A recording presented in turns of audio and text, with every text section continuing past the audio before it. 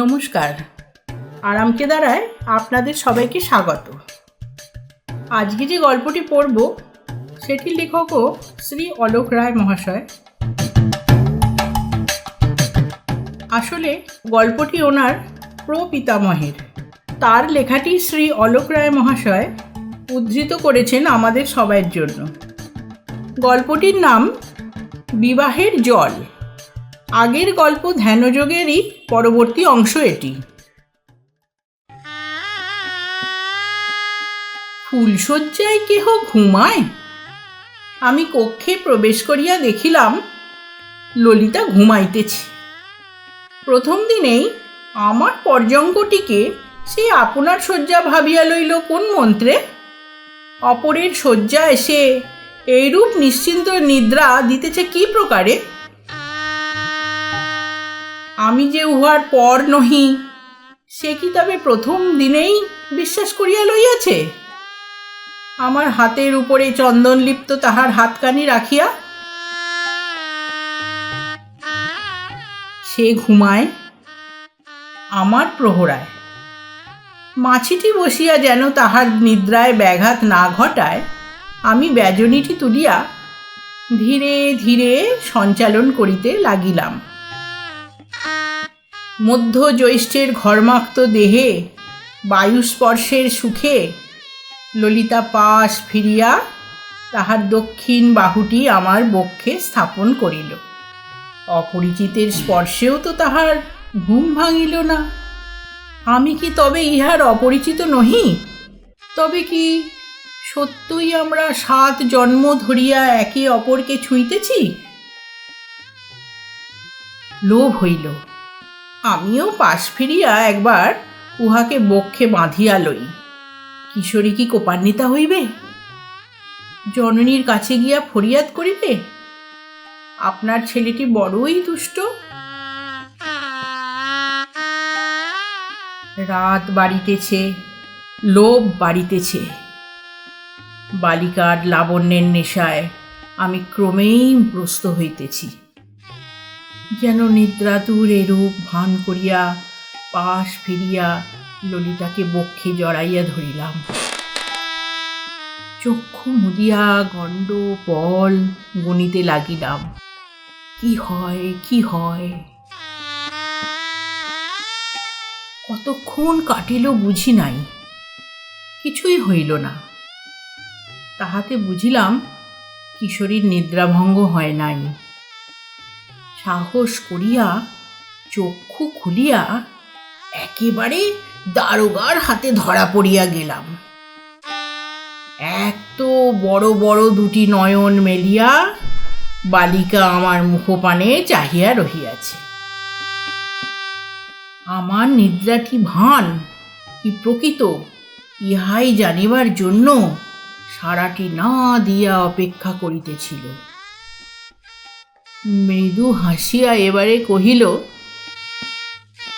তুমি খুব দুষ্ট। দুষ্ট বলিয়া একবার যখন পরিচিত হইয়া গিয়াছি তখন আর কিসের সংকোচ। সবলে ললিতাকে জড়াইয়া ধরিয়া তাহার ওষ্ঠে চুম্বন করিলাম।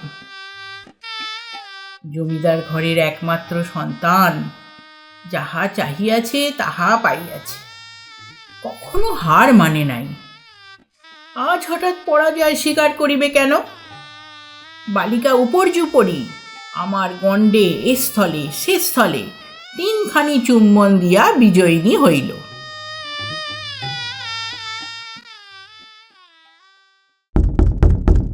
তখনও ভোরের কাক ডাকে নাই, দ্বারে মৃদু করাঘাতের শব্দ হইল।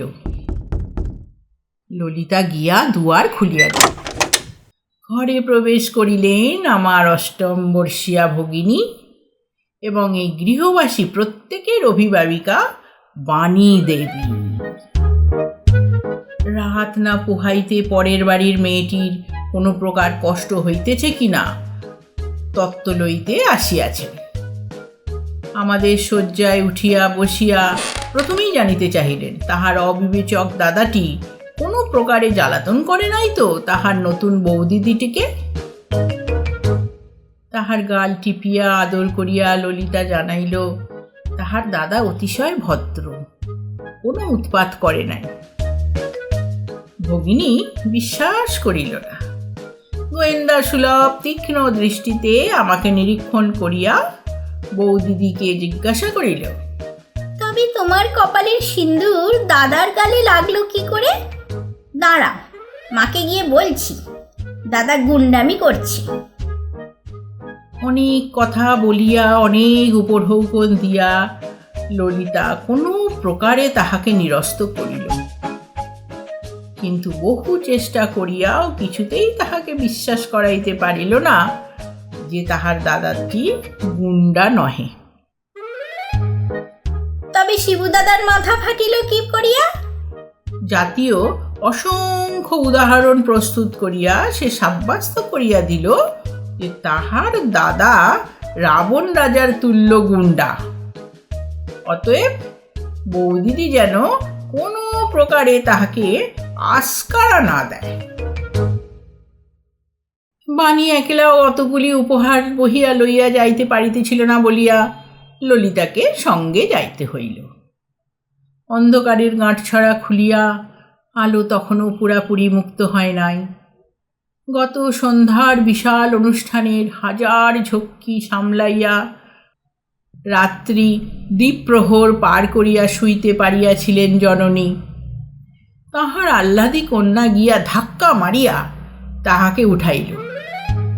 দেখো মা, বৌদিদি আমাকে কত কিছু দিয়াছে। জননী অতি কষ্টে চক্ষুর উন্মিলন করিয়া সম্মুখে বধূমাতাকে দেখিয়া ব্যস্ত হইয়া উঠিল। এ মেয়ে না নিজে ঘুমাবে না কাউকে ঘুমাতে দেবে। তোমাদেরও ডেকে তুলেছে তো? এরা ঘুমাচ্ছিলেন নাকি? ঠোঁট বাঁকাইয়া বাণীদেবী কহিলেন, নিজের গুন্ডা ছেলেটিকে চেনো না? সে কি কাউকে ঘুমাতে দেবে? গিয়ে দেখি তার গালে। কতকগুলি ঘুষ দেয়া ব্যর্থ হইল। সিন্দুরে আর আমার গাল কতটুকু লাল হইয়াছিল, লাল হইল এখন ললিতার গণ্ডোদ্দয়। সে ব্যস্ত হইয়া কহিল, চলো এগুলো ছাতে তোমার খেলাঘরে নিয়ে যাই। দাদা বিষয়ক নালিশটি আপাতত স্থগিত রাখিয়া ননদিনী নাচিতে নাচিতে বৌদিদিকে পথ দেখাইয়া আপন সাম্রাজ্যে লইয়া চলিল।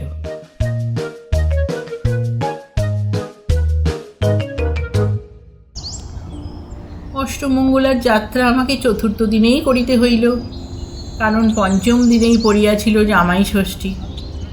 মেয়ে জামাইকে জোরে লইয়া যাইবার জন্য শ্বশুর মহাশয় তাহার নতুন বজরাটি রং করাইয়া লইয়া আসিয়াছে। এ পথে সন্ধ্যার পরে ডাকাতির সম্ভাবনা বিশেষ বাড়িয়াছে বলিয়া আমরা সকাল সকাল রওয়ানা দিলাম, যাতে অপরাহ্নেই গন্তব্যে পৌঁছিতে পারি। বজরার গবাক্ষ পথে দুইজনে মুখ বাহির করিয়া চাহিয়াছিলাম। ললিতা ঘাটগুলির নাম বলিয়া আমাকে চিনাইয়া দিতেছিল। জানি না কতগুলি সে সত্য বলিল, কতগুলি বা মন গড়া। সে বলিতেছিল এবং আমি শুনিতেছিলাম, ইহাই মুখ্য। ইহার অতিরিক্ত কি সে কহিতেছিল কিংবা কি আমি শুনিতে শুনিতে চলিয়াছিলাম তাহা একেবারেই গৌণ। পার্শ্ববর্তী কক্ষে শ্বশুর মহাশয়ের কলের গানে বিলাতি বাদ্য বাজিতেছে। আটখানি দাঁড় ঝপ ঝপ করিয়া জলে পড়িতেছে। গাংচিল তাহার কর্কশ ধ্বনিতে দূরবর্তী কাহাকেও কিছু একটা বলিয়া নদীর জলে তাহার ছায়া ফেলিয়া উড়িয়া গেল। তাহারই মধ্যে ললিতা বলিল, সাতপুণ্যের ঘাট। সে ঘাট সত্যই সাতপুণ্যের হউক বা ৭০ পুণ্যের, তাহার কি আসে যায়। বিভিন্ন ধ্বনির সহযোগে তাহার ধ্বনিটি এক ঐকতানের সৃষ্টি করিল। আমার চক্ষু মুদিয়া আসিল। গবাক্ষের গোড়বাটে ঠক করিয়া আমার মাথাটি ঠুকিয়া গেল। ললিতা ইস ইস করিয়া স্বীয় ফ্লোরে আমার মাথাটি তুলিয়া লইল। বড়ই মমতায় আমার ললাটে তাহার চম্পক অঙ্গুলিগুলি বুলাইতে লাগিল। বাণীর গুন্ডা দাদাটিকে সে ইতিমধ্যেই বুঝিবা কত ভালোবাসিয়া ফেলিয়াছে। প্রসন্ন বাবা জীবন সম্বোধন করিতে করিতে শ্বশুর মহাশয় আমাদের কক্ষে উঁকি মারিয়া কন্যা জামাতার প্রণয় দৃশ্য অবলোকন করিয়া অত্যন্ত অপ্রতিভ হইয়া আচ্ছা আচ্ছা বলিয়া সরিয়া পড়িতে চাহিলেন। তাহার সেই দুরন্ত কন্যা আজি অকস্মাৎ লজ্জাবনত হইয়া অত্যন্ত মৃদুস্বরে কহিল, ঘুমাইয়া পড়িয়াছেন। বিয়ের জল কথাটি শ্বশুর মহাশয় বহুবার শুনিয়াছেন। আজ তাহার কার্যকারিতা দেখিয়া চমকিত হইলেন। যে মেয়েটির উচ্চ রবে তাহার প্রাসাদ সর্বদা গম গম করিত, আজি অতিসেবা করিতে করিতে সে অস্ফুটে কি যেন কহিল, স্পষ্ট শোনা গেল না।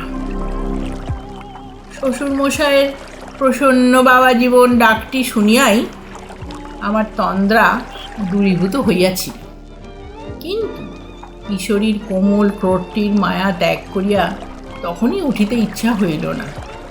আমি চক্ষু মুদিয়া পড়িয়া রহিলাম।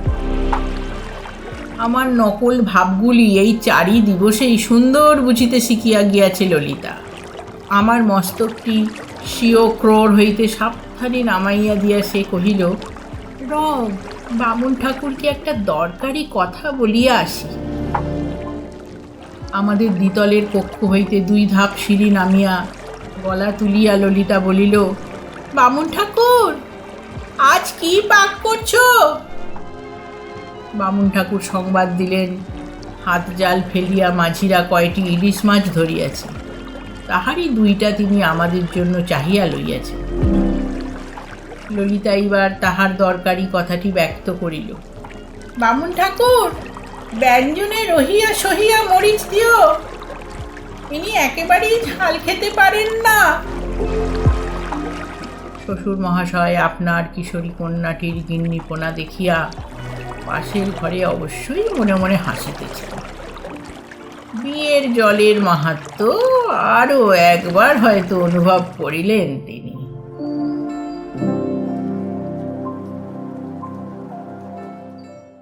ঘাটে বজরা বাঁধিল। আমরা নামিয়া গিয়া পালকিতে উঠিলাম।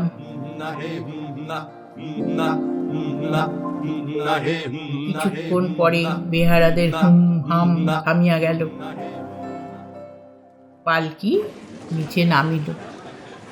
ঢাকা তুলিয়া দেখিলাম অঙ্গনে বহু লোক জুটিয়াছে। গা শুদ্ধ জামাই দেখিতে সমবেত হইয়াছে। আমি নামিয়া দাঁড়াইতে অধিকাংশ লোকে হাত জোর করিয়া কপালে ঠেকাইল। ইহারা সকলেই বোধহয় আমার শ্বশুর মহাশয়ের প্রজা। ললিতা ছুটিয়া গিয়া মাতৃবক্ষে নিবিড় অনুপ্রবিষ্ট হইয়া যে হাসিখানি হাসিল, তাহার লালিত্য এ জীবনে আমি বিস্মৃত হইতে পারিব না। শ্বশুরমাতা এক হাতে কন্যাকে বাঁধিয়া অন্য হাতখানি বাড়াইয়া রাখিলেন আমাকে ধারণ করিবার জন্য। আমি গিয়া তাহাকে প্রণাম করিলাম। তিনি আমাকে স্নেহ চুম্বন করিয়া কহিলেন, যেমন শুনিয়াছিলাম তার অধিক সুন্দর আমার জামাই।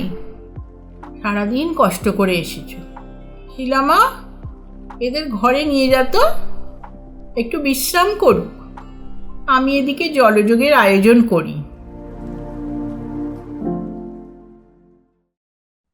এই শিলা তরুণীটি আমারই সমবয়সী, কিন্তু আদৌ সুবিধার লোক নহে। চক্ষু মটকাইয়া ললিতার কানে ফিসফিস করিয়া কী সব জানিতে চাহিল এবং আমার দিকে ধরা পড়িয়া গিয়াছ এমন ভাব করিয়া হাসিতে লাগিল। আমি অত্যন্ত বিরক্ত হইলাম। যাহা আমাদের 2 জনের একান্ত ব্যক্তিগত, তাহাকে এহেন হাটের মধ্যে ঢেড়া পিটাইয়া ঘোষণা করিতে উদ্যত হইয়াছে। শুনিলাম এই শিলারমণীটি ললিতার পিসিমাতার সন্তান এবং ললিতার পিতৃদেবের অত্যন্ত আদরের ভাগিনেই। আমার আর ললিতার প্রণয় উদ্যানের এই ভীমরুলটির রোমাঞ্চকর কাহিনী অন্য একদিন শোনাইব। এই সময় উক্ত পিসিমাতা দুই হাতে দুইটি জলযোগের থালি লইয়া ঘরে প্রবেশ করিলেন।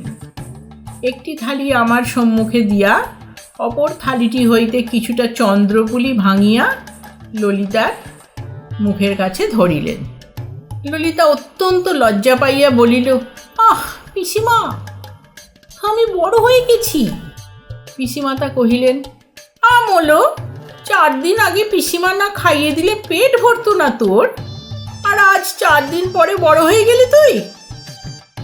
শ্বশুরমাতা 2 গেলাস শরবত লইয়া ঘরে ঢুকিতেছিলেন। কহিলেন, ভুলে যাও কেন ঠাকুরজি, বিয়ের জল পড়েছে মেয়ের মাথায়। গল্পটি কেমন লাগলো কমেন্ট করে অবশ্যই জানাবেন। ভালো লাগলে একটা শেয়ার আর একটা সাবস্ক্রিপশন করে দেবেন, তাহলে পরের গল্পগুলিও সবার আগে আপনাদের কাছে পৌঁছে যাবে। নমস্কার।